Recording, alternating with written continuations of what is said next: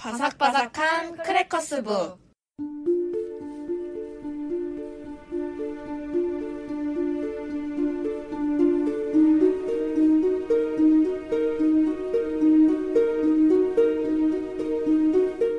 안녕하세요. 안녕하세요. 안녕하세요. 오늘 또 셋이 모였네요. 그러니까요. 반갑습니다. 아니, 내일이 벌써 할로윈이더라고요. 네네. 작가님들은 할로윈 특별하게 보내세요? 원래는 그냥 그런 생각은 있었어요. 이태원에 놀러가 보고 싶다. 한 번도 해본 적은 없지만 지금은 또 코로나 때문에 생각이 아예 없어졌습니다. 일남 작가님은 어떠세요? 저는 게임에서 이제 주로 할로윈 시기가 되면 유령 포켓몬들이 나오는데 그런 포켓몬들이 자주 안 등장하거든요. 그래서 할로윈을 그래서 좀 기다리고 있어요. 그 포켓몬들 좀 잡으려고. 올해는 마스크 쓰고 돌아다니실 것 같다는 생각이 드네요. 아니에요. 저는 집에서 합니다. 집에서 많이 잡히나요? 네, 집에서도 잘 잡히고요. 네. 그리고 지금 얘기 들어보니까 벌써 저번 주에 이태원에 할로윈인 줄 알고 조커 복장한 남자 한두세 명이 지나다녔대요. 네, 올해는 조금 자중하면서 네네. 집에서 즐기는 시간을 보내면 좋지 않을까 생각을 해봅니다. 그럼 할로윈 특집, 저희가 무시무시한 책이라는 주제를 뽑아왔죠. 네. 그러면 누구부터 소개를 해볼까요, 오늘은? 저부터 할까요? 네, 그럼 지연 작가님 소개 부탁드립니다. 할로윈 특집이라서 무시무시한 했을 때 약간 작가님들이 어떤 책을 갖고 오실지 저는 살짝 예상이 됐거든요. 네. 정말 약간 무서운 거 갖고 오실 것 같았는데 저는 공포영화도 못 봐요. 무서운 거를 일단 너무 못 봐가지고 네. 아빠도 안 보시고 엄마도 안 우와, 보시고 무시무시한이라는 약간 장르를 전 좀 다르게 해석을 했는데 저는 오늘 콤비니라는 똔또 작가의 책을 가지고 왔어요. 독립출판물이고요. 네. 이거는 일본으로 유학을 갔던 20살 이제 똔또 작가님이 일본 편의점에서 일을 했던 이야기를 담고 있습니다. 되게 흥미롭네요. 신기하네요. 네. 책을 왜 가지고 왔을까 약간 예상이 되시나요? 그 실수가 좀 잦았나라는 생각이 드는데. 그것도 네. 있고. 일본 편의점에서 유령을 보셨나? 역시 작가님들. 제가 휴일에도 일을 하는 꿈을 꿨어요. 일상 아닌가요? 이 책이 딱 떠오르더라고요. 음. 흑백으로 되어 있는 굉장히 심플한 디자인의 책인데 내용은 정말 정말 재밌었어요.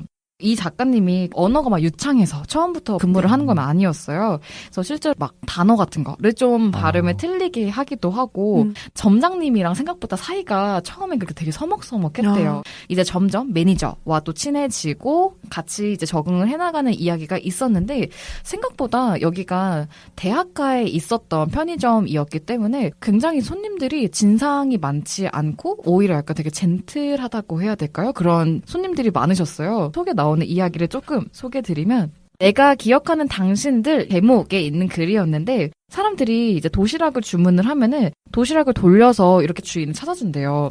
그래서 도시락 주문하신 분께 이야기를 드리는데 어느 날은 점심시간에 도시락 데워드릴까요가 입에 하도 붙어가지고 손님이 계산한 물건도 확인을 안 하고 이거 데워드릴까요? 이렇게 얘기를 하신 거예요. 근데 손님이 네, 데워도 맛있으면 데워주세요 이렇게 얘기를 했는데 왜 저러시지? 이러고 봤는데 아이스크림이었던 거예요. 그 작가님이랑 손님이랑 너무 많이 웃었던 적이 있다고. 재밌는 일들이 되게 많더라고요. 항상 응원하고 있다. 혹은 이제 정확하게 이름을 불러주시면서 응원을 해주시는 분들도 있었고 이런 식으로 보면은 외국에서 근무를 하는 게 사실은 타국이다 보니까 자국에서 하는 것보다는 쉽지가 않잖아요. 그쵸.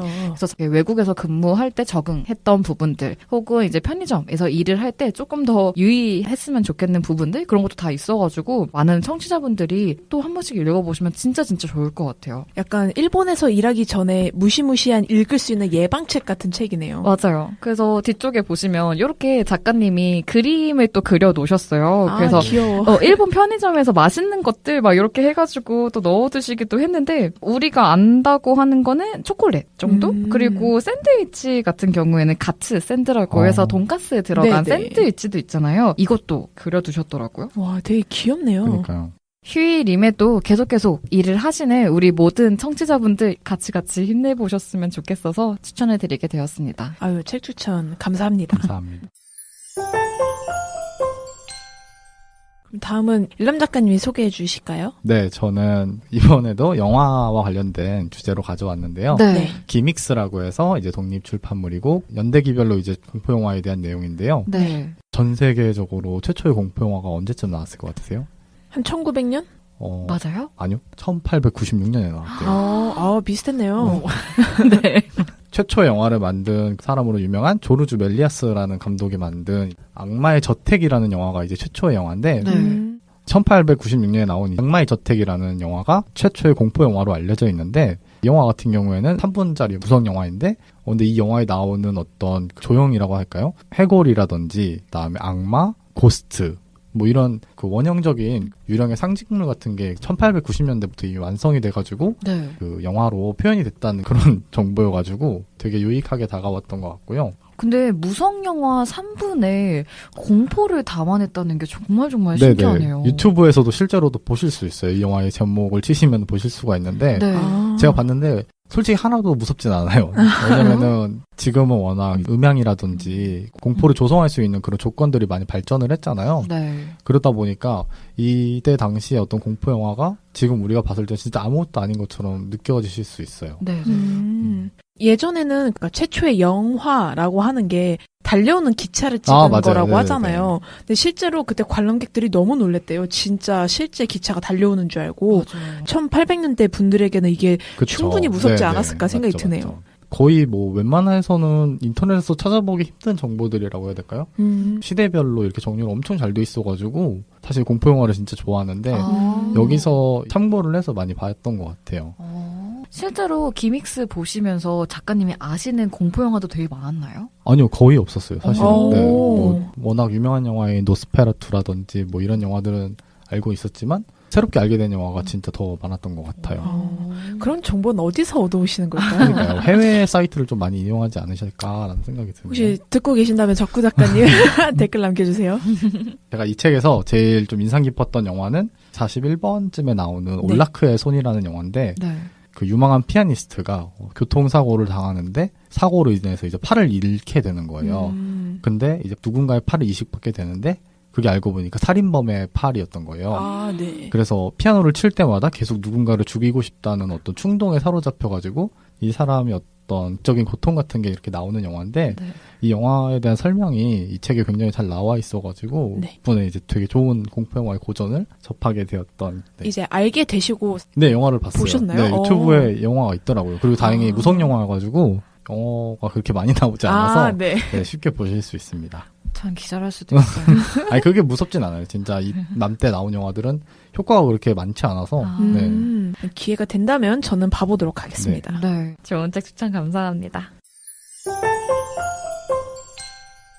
그럼 다음으로 글지마 작가님 책 소개해 주실까요? 네, 저는 할로윈 특집 무시무시한 책으로 친구의 부름이란 책을 가져왔는데요. 작가님은 최재훈 작가님이십니다.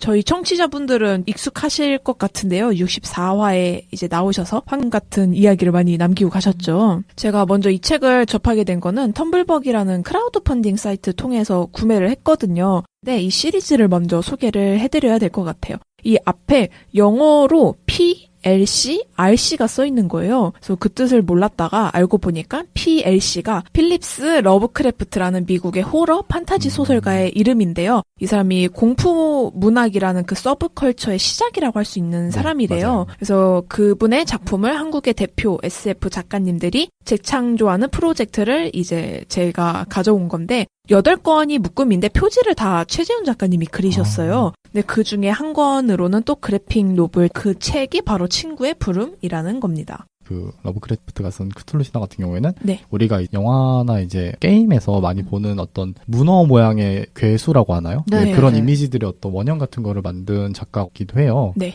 이 세계관의 특징이라고 한다면은 정말 원인을 알 수 없고 아예 무너뜨릴 수 없는 진짜 우주적인 어떤 공포를 지닌 존재 앞에서 이런 비유를 누가 하더라고요. 인간과 개미의 관계라고 생각하면 된다. 그러니까 우리가 개미의 입장이 돼가지고 개미인 우리를 해하는데 뭐 죄책감이나 이런 내가 개미를 죽였다라는 인지조차 하지 못할 거 아니에요. 그러니까 그런 어떤 역지사지 같은 거라고 생각하시면 될 것 같아요. 약간 저희가 알 수 없는 거대한 존재에게 그쵸. 뭔가 희미한 존재로 여겨지는 그런 네네. 문화? 그래서 이 러브크래프트 세계관을 좋아하는 사람들이 되게 많습니다. 네. 작가님이 소개해 주셔서 감사합니다. 프로젝트의 화두가 뭔가 할로윈이랑 어울린다고 느낀 게 2020년 요즘에 우리가 공포로 느끼는 것은 무엇인가에 대한 작가님들의 고뇌가 담겨 있거든요. 각 권마다. 그래서 저는 이제 최재훈 작가님의 책을 가져온 건데 줄거리를 짧게만 소개를 해드리자면 일단 배경은 대학교예요. 캠퍼스가 한창 가수의 자살로 말이 시끌시끌할 때였는데 주인공 원주는 친구인 진구가 2주간 학교를 나오지 않아서 자취방에 찾아가게 됩니다.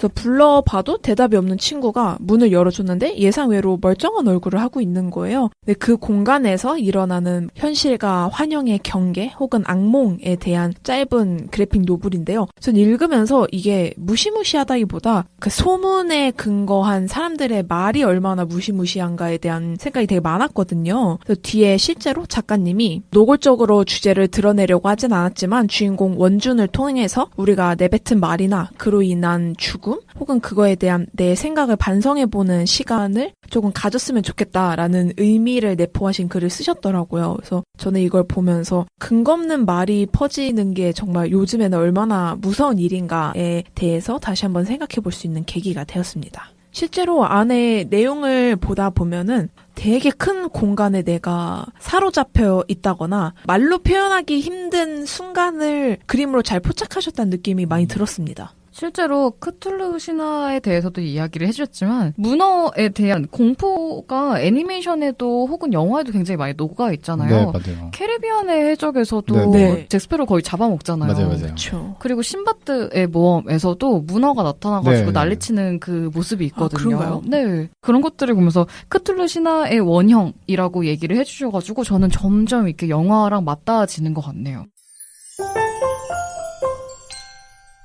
이렇게 저희는 이제 3권의 무시무시한 책을 소개해봤는데 들으신 분들이 공포를 느끼셨는지 잘 모르겠네요. 네. 근데 작가님들이 소개해주신 책들이 공포에 대해서 각자 어떻게 해석하느냐에 대한 부분들로 책을 골라오신 것 같아요. 네. 마음에 따라서 공포를 어떻게 느꼈는지 혹은 이제 일남 작가님처럼 공포 영화를 이렇게 아카이빙 해둔 책을 갖고 오신 걸 보면서 역시 너무 좋아요. 네. 그러면 이번 할로윈 때 저희가 소개해드린 책 즐기시길 바라면서 저희는 다음 주에 만나 뵙도록 하겠습니다. 네, 감사합니다. 감사합니다.